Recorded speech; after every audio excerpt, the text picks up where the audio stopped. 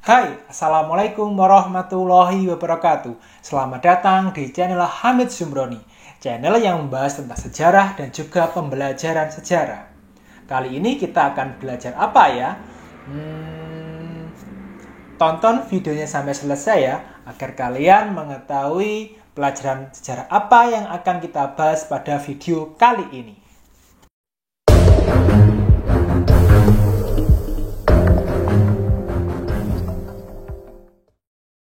Oke, pada video kali ini kita akan membahas materi keteladanan para tokoh persatuan, yang mana materi ini masuk di materi sejarah Indonesia kelas 12. Tokoh yang pertama akan kita bahas adalah Sultan Hamengkubuwono yang ke-9, yang mana beliau ini menjadi raja kerajaan atau keraton Yogyakarta Hadiningrat pada tahun 1940. Beliau memiliki jiwa nasionalisme. Setelah proklamasi 17 Agustus tahun 45, pada tanggal 19 Agustus tahun 45, beliau mengirim ucapan selamat kepada Bung Karno dan juga Bung Hatta. Kemudian diperkuat dengan amanatnya pada 5 September tahun 45 yang menyatakan bahwa Yogyakarta merupakan daerah istimewa dari negara Republik Indonesia.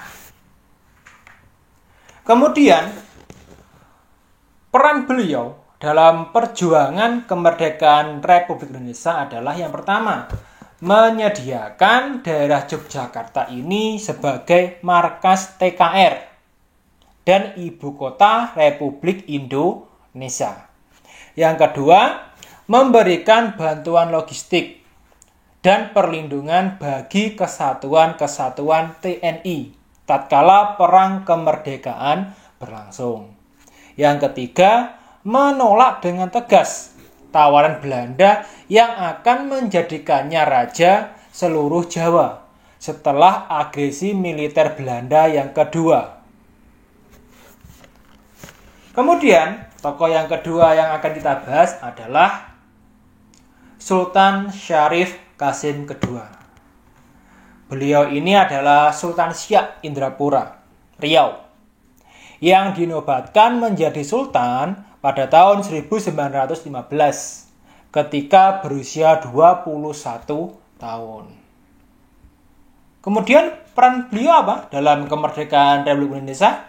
Yang pertama, ketika berita proklamasi kemerdekaan Indonesia sampai ke Siak, beliau menyatakan kesetiaan dan dukungan terhadap pemerintah RI di bawah Soekarno dan Hatta, serta menyerahkan harta senilai 13 juta gulden. Kalau dijadikan rupiah sekitar 1,47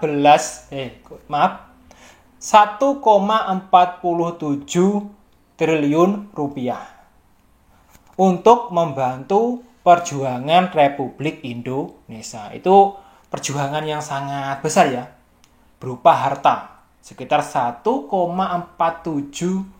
triliun rupiah. Ini adalah nilai uang yang sangat besar. Bayangkan 1,47 triliun ya. Kemudian yang kedua, perannya adalah membentuk Komite Nasional Indonesia di Siak, TKR dan Barisan Pemuda Republik. Itu peran dari Sultan Syarif Qasim II. Kemudian tokoh yang ketiga adalah Ismail Marzuki. Beliau ini adalah pahlawan integrasi melalui seni dan sastra. Tentunya kalian tahu ya, yang lagu Halo Halo Bandung. Nah, itu juga ciptaan dari Bapak Ismail Marzuki. Nah, Ismail Marzuki dilahirkan di Jakarta. Beliau berasal dari keluarga seniman.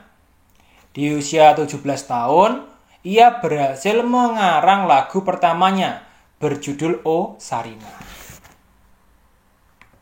Kemudian perannya apa dalam perjuangan kemerdekaan RI? Yang pertama, ketika RRI, Radio Republik Indonesia, dikuasai Belanda pada tahun 1947, beliau yang bekerja di RRI memutuskan keluar. Kenapa kok keluar? Karena tidak mau bekerja sama dengan Belanda.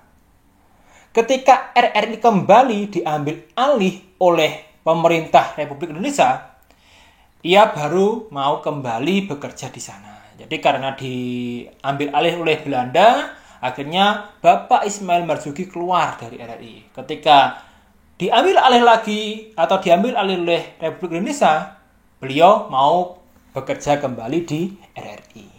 Perjuangan yang kedua adalah menciptakan lagu yang syarat dengan nilai-nilai perjuangan yang menggugah rasa kecintaan terhadap tanah air dan bangsa.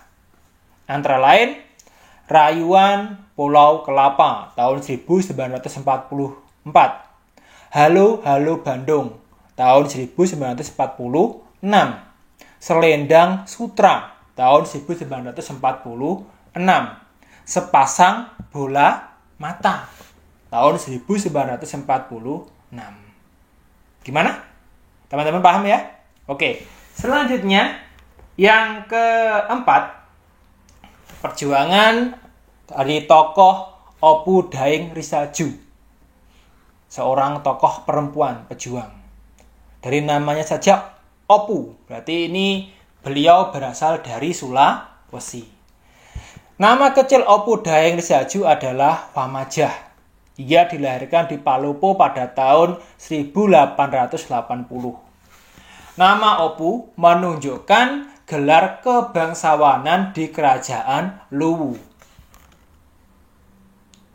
Kemudian, apa peran beliau dalam kemerdekaan? Yang pertama, beliau ini merupakan pendiri dari PSII, Partai Syarikat Islam Indonesia, cabang Palopo, Sulawesi Selatan, pada tanggal 14 Januari tahun 1930. Aktivitas beliau dalam PSSI ini ditentang oleh Raja Luwu, Datuk Andi Kambu, dan juga pemerintah Belanda. Akibatnya beliau ini akhirnya ditangkap, kemudian dipenjarakan oleh pemerintah kolonial selama 13 tahun dan harus bercerai dengan suaminya yang tidak setuju atas aktivitas dari beliau. Oke? Itu yang pertama, peran yang pertama. Kemudian peran yang kedua. Setelah bebas, beliau ini pada tahun 1933 dengan biaya sendiri berangkat ke Tanah Jawa, ke Pulau Jawa, untuk mengikuti kegiatan Kongres kegiatan apa? PSII, Partai Syarikat Islam Indonesia. Atas aktivitasnya ini, akhirnya beliau ditangkap kembali dan dipenjarakan selama 14 bulan. Mohon maaf ya, tadi yang awal itu dipenjarakan 13 bulan, bukan 13 tahun. Nah, yang kedua ini ditangkap lagi dan dipenjarakan selama 14 bulan pada tahun 1934. Kemudian perjuangan atau peran yang ketiga adalah pada masa perang kemerdekaan, beliau menggerakkan pemuda untuk melakukan perlawanan atas penolakan kedatangan tentara Nica di Sulawesi Selatan. Akibatnya beliau ditangkap tentara Nica dan dipenjarakan di Bone.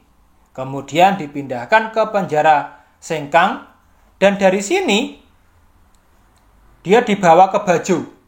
Selama di penjara, beliau mengalami penyiksaan dan kemudian berdampak pada pendengarannya. Akhirnya beliau ini menjadi tuli seumur hidup. Nah, itu tadi materi tentang apa?